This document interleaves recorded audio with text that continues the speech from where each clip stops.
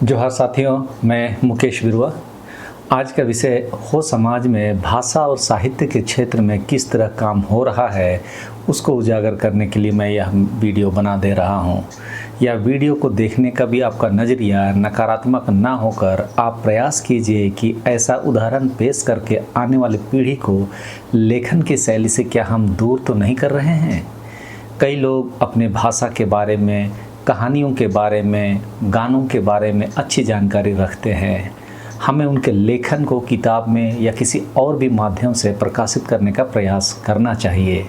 पहले वाले वीडियो आदि में मैंने यह स्पष्ट किया था कि जितना भी हो सके सक्षम लोग यदि थोड़ा थोड़ा भी प्रयास कर दें तो हमारे समाज की बहुत सारी विधाएं किताबों में संकलित मिलेंगी, जो कि आने वाली पीढ़ी के लिए बहुत ही काम की होगी। यह संदर्भ मेरे पास काफ़ी पहले आया हुआ था।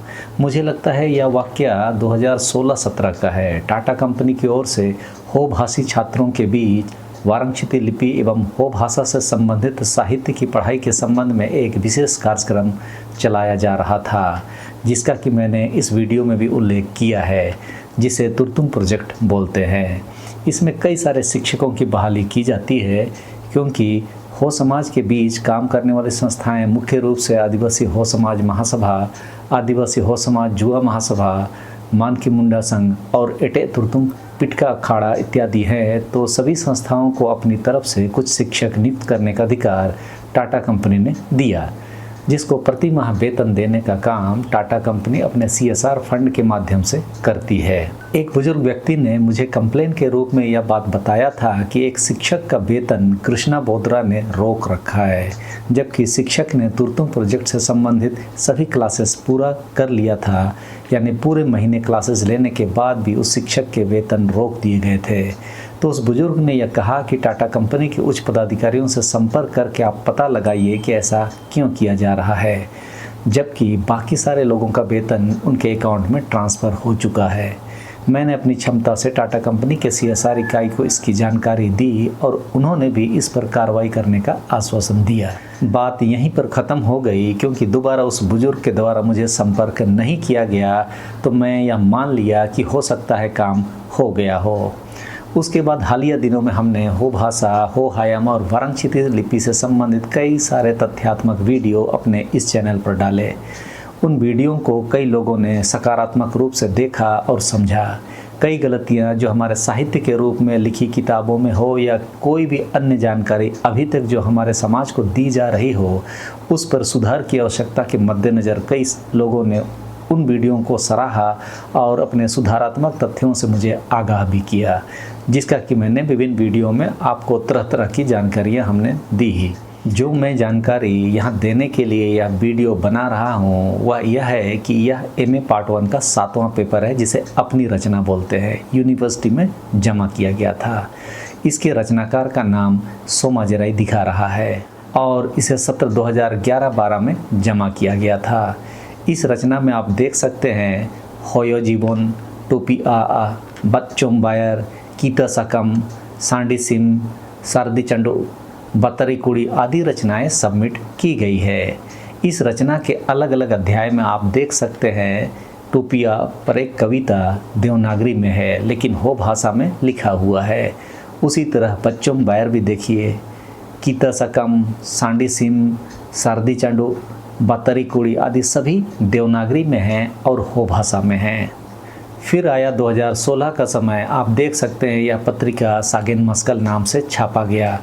ब्रैकेट में लिखा है इमर्जिंग रे ऑफ हो लिटरेचर फॉर ऑल, यानी हो साहित्य की उभरती किरण सभी के लिए। यानी यह किताब हो साहित्य की उभरती किरण को दर्शाने के लिए बनाई गई है।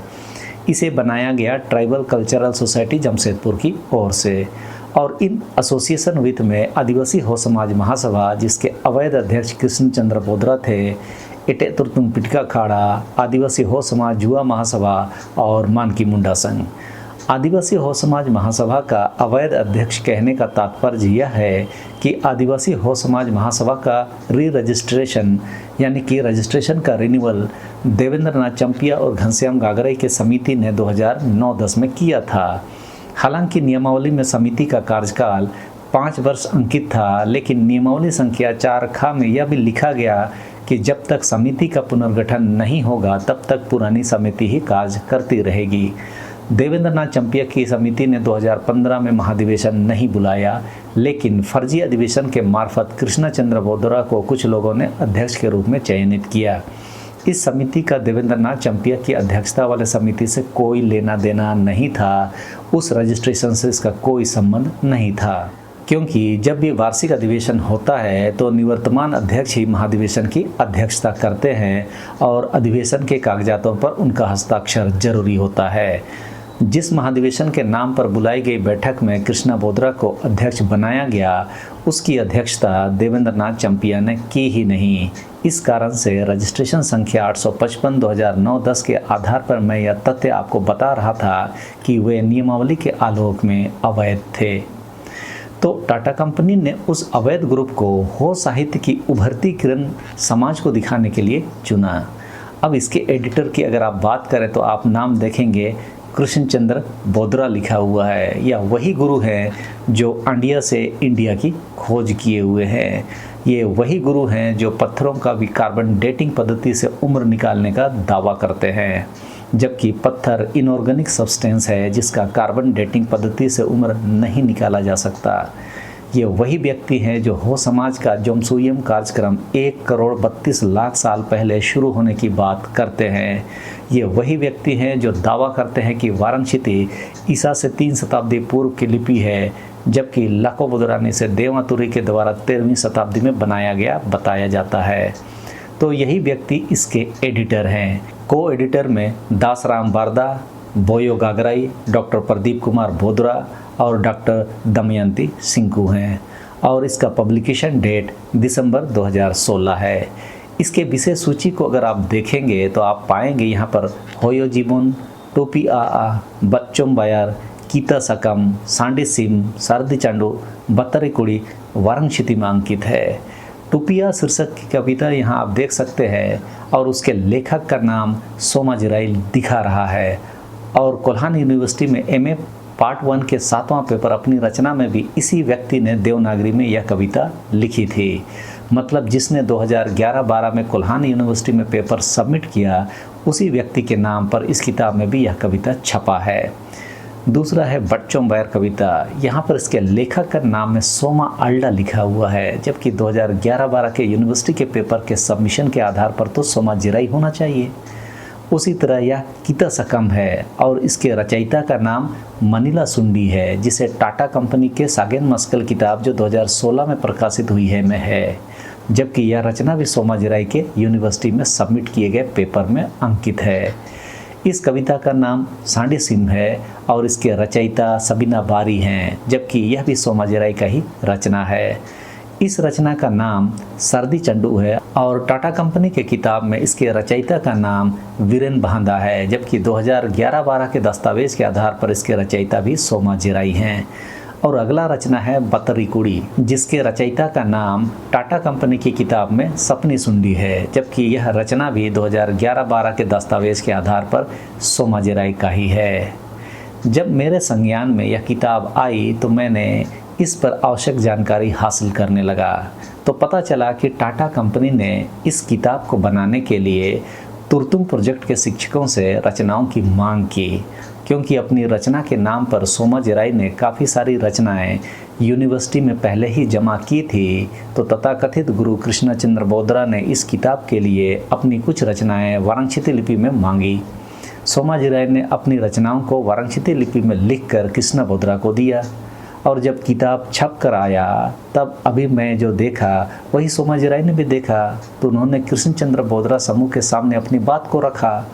2016 में ट्राइबल कल्चरल सोसाइटी का सोनारी ब्रांच में तुर्तुम प्रोजेक्ट के शिक्षकों की कार्यशाला हुई थी, जिसमें सोमाजिराई ने सागेन मस्कल किताब में अपनी रचनाओं को दूसरों के नाम से छापे जाने पर आपत्ति दर्ज की। इन गुरुओं ने सोमाजिराई को बताया कि आपकी रचनाएं किसी और के नाम पर ही सही छप तो गई है ना, और अपने ही लोग पढ़ेंगे, इसलिए इसे आप आपत्ति मत कीजिए। कोई भी व्यक्ति मेहनत करके एक रचना तैयार करता है और झटके में उसकी रचना को यदि कोई डकैती कर ले तो कैसा महसूस होगा। अपने दुख को उन्होंने जिस घर में रहते थे उसके बुजुर्ग को बताया, वह उनके गार्जियन की तरह थे। तो उन्हीं को अपनी दुखड़ा सुनाया और उस गार्जियन ने ही मुझे यह सूचना दिया था कि सोमा जेराई का पेमेंट रुका हुआ है। यदि टाटा कंपनी के संज्ञान में इस बात को लाया जाए तो हो सकता है उसका पेमेंट दे दिया जाएगा। सिर्फ इतनी सी बात उठाने के कारण कृष्णचंद्र बोदरा ग्रुप ने सोमा जेराई को अपने समूह से निकाल दिया और शिक्षक के रूप में ना ही पेमेंट दिया और ना ही अगले वर्षों में उसे शिक्षक नियुक्त किया गया। वैसे समय में आदिवासी हो समाज युवा महासभा इस शिक्षक के बचाव में आया और अपने शिक्षक के रूप में पुनः उन्हें पढ़ाने की अनुमति दी। अब हम लोग बात करते हैं कि आने वाले पीढ़ी के बच्चों के लिए क्या माहौल हम देना चाहते हैं और हम क्या दे रहे हैं। यह बहुत संगीन सवाल है। इस तरह यदि किसी की रचना को डकैती करके हम अपनी किताबें निकालते रहेंगे तो कौन लिखेगा।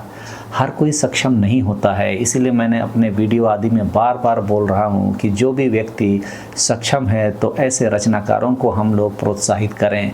उन्हीं के नाम से रचनाओं का प्रकाशित होना ज़रूरी है। आप कोशिश करें। ऐसे तथाकथित गुरुओं से बचना भी आज आदिवासी समाज के लिए ज़रूरी है।